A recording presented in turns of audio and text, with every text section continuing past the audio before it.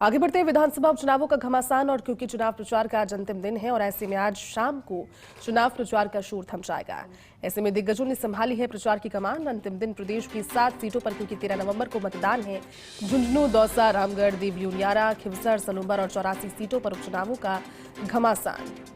समय कम, आज का दिन बेहद खास क्योंकि आज इतनी बातें जनता तक पहुंचा देनी है, जितने आप कह सकते हैं कि प्रचार के लिए तस्वीरों के जरिए जो नियत कार्यक्रमों की जानकारी है आज शाम तक रहेगी। और उसके अलावा फिर 13 नवंबर को वोटिंग वाले दिन और 23 नवंबर को नतीजों के साथ राजस्थान की इन 7 विधानसभा सीटों पर उपचुनावों के बाद विधायक के तौर पर किसे चुनकर जनता राजस्थान विधानसभा भेजेगी, ये देखने वाली बात होगी। क्योंकि कह सकते हैं कि चुनाव प्रतिष्ठा वाला कांग्रेस के लिए इसलिए क्योंकि बीते लोकसभा चुनावों में अच्छे प्रदर्शन के बाद कांग्रेस पार्टी को यहां पर अपनी उन परंपरागत सीटों को बचाने की चुनौती है। तो भारतीय जनता पार्टी के लिए इसलिए चुनौती है क्योंकि भारतीय जनता पार्टी के 11 महीने की सरकार में कार्यकाल के बाद अब ये पहली चुनाव और चुनावों में जनता का नजरिया क्या कुछ कहता है। ऐसे में राजस्थान विधानसभा उपचुनावों की जंग को लेकर के अपडेट आपको दे रहे हैं। देखिए, आज शाम में चुनावी शोर थम जाएगा और अब प्रचार में सिर्फ क्योंकि आज का दिन शेष है, अंतिम दौर में कह सकते हैं प्रचार पहुंच गया है। दिग्गजों ने प्रचार में इस अंतिम दौर में अपनी पूरी की पूरी ताकत झोंकी है। भाजपा और कांग्रेस के दिग्गज नेता करेंगे प्रचार प्रसार, अपने अपने कैंडिडेट्स के लिए वोट मांगेंगे और प्रचार थमने के बाद 12 नवंबर को प्रत्याशी इसके बाद सिर्फ और सिर्फ डोर टू डोर जनसंपर्क कर पाएंगे। एक ही ऑप्शन होगा, घर घर पहुंचना, जनसंपर्क फिर कर पाएंगे।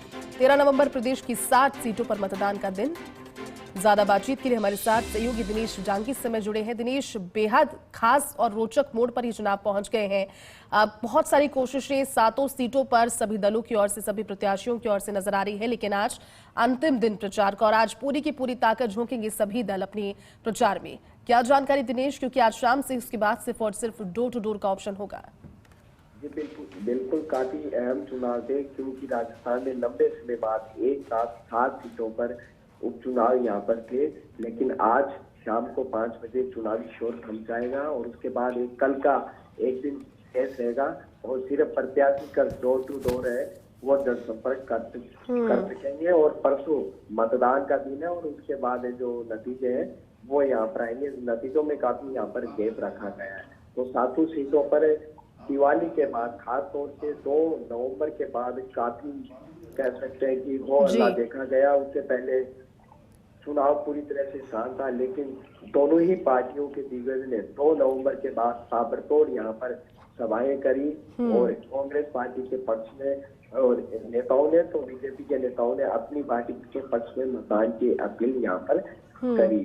हालांकि कांग्रेस पार्टी के सामने चुनौती काफी बड़ी है क्योंकि उनको 4 अपनी जो सीटें हैं उनको वापस उन पर जीत दर्ज करना है, लेकिन जिस तरह से उम्मीदवारों का चयन कांग्रेस पार्टी ने किया, जिस तरह से प्रचार की रणनीति अपनाई, तो कह सकते हैं कांग्रेस काफी पिछड़ी यहाँ पर नजर आई। अग्रेसिव के साथ चुनाव नहीं लड़ा, इसे कह सकते हैं कि ज्यादा जोश नहीं देखा गया अपनी वापस सीटों को जीतने के लिए। तो बीजेपी के खेमे में काफी उत्साह यहाँ पर देखा गया है क्योंकि बीजेपी के पास खोने के लिए कुछ नहीं था।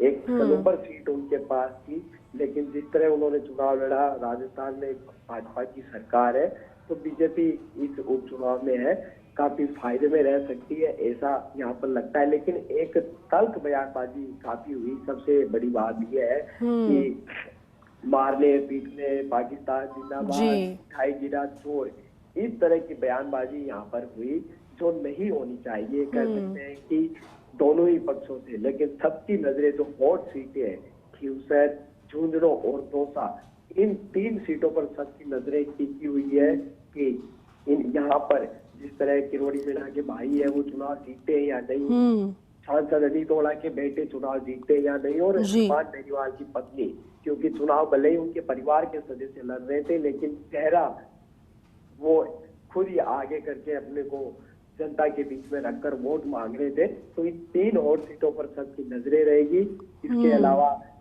बाप पार्टी और आरएलपी जो दल है उनका क्या रहता है, वो अपनी सीटें बचा पाते हैं या नहीं, कई चीजें यहाँ पर तय हो जाएगी।